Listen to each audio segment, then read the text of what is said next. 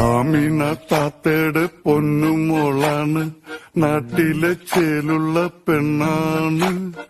ബാപ്പാടെ പൊന്നാര മോളാണ്, ബാപ്പാടെ കൊച്ചു ബിയാത്തു. കരിമീൻ പിടക്കണ കണ്ണാണ്, കവിത തുടിക്കണ കണ്ണാണ്.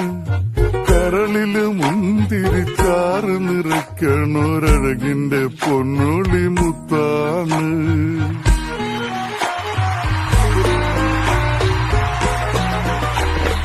ആമിന താത്തയുടെ പൊന്നുമോളാണ്, നാട്ടിലെ ചേലുള്ള പെണ്ണാണ്.